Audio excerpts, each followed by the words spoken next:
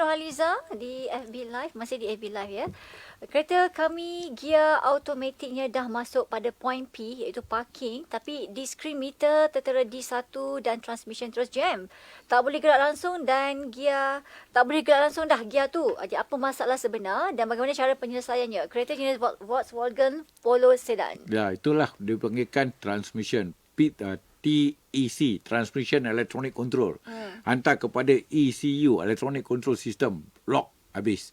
Sebab dia, waktu dia masukkan gear tu, dia masuk secara 1, 2, 3, macam itu. Dia bukan masuk tak.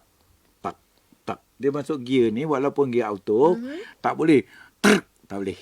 Lagi kena P, kepada D, tak boleh. Memang dia tak akan dapat baca sebab sensor kepada gear lever dekat ada dalam konsol box bawah tu dia need to touch. Sebab saya ajar tag P, R, N, D. Kena macam itu, kena latih dengan mulut.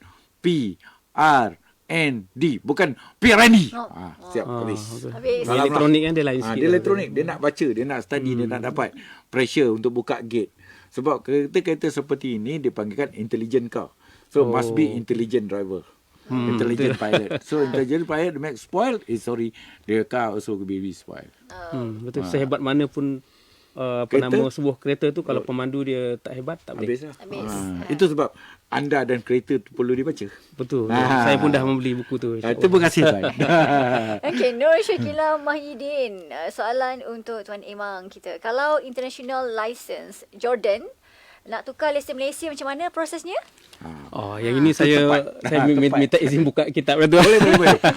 Okey, dia kata tapi mungkin secara umum kita ceritalah untuk pendengar yang lain Siti ya. Di mana sebenarnya international license Malaysia ni mana bab lesen antarabangsa ni mana kita sebenarnya Malaysia meratifikasi beberapa convention lah. Yang kita kenali sebagai Convention on Road Traffic Geneva 1 yang tahun 49 punya, satu lagi Vienna yang tahun 68 punya. Di situ secara ringkasnya tersenarai negara-negara yang boleh terus tukar ataupun boleh terus pakai. Maknanya macam contoh saya tanya DJ Siti tadi kan, kalau pergi Australia boleh tak pakai lesen kita? Jadi Australia ni tersenarai dalam negara yang kita boleh terus pakai. Salah satu asas dia dalam syarat tu dia kena ada terjemahan. Mana orang putih kan, dia polis sana orang putih, JPJ dia orang putih, dia baca lesen kan tak faham benda tu susah kan. So, kat lesen kalau perasan lesen kita sekarang dah ada bahasa Inggeris dengan bahasa Melayu. So itu syarat dia lah. Jadi kalau masuk bab conversion tadi, negara apa tadi disebut tadi? Jordan ni dia termasuk dalam bawah negara yang bukan automatik. Mana kalau kita convert dia bukan automatik. Jadi dia ada beberapa proses dia lah. Untuk yang bukan automatik ni, kalau tengok saya ada senarai ni banyak, saya tengok nak bilang ni. Tapi dia yang automatik ada 30 berapa negara ni, yang 33 negara automatik. Yang bukan automatik ni saya lupa pula bilangan dia.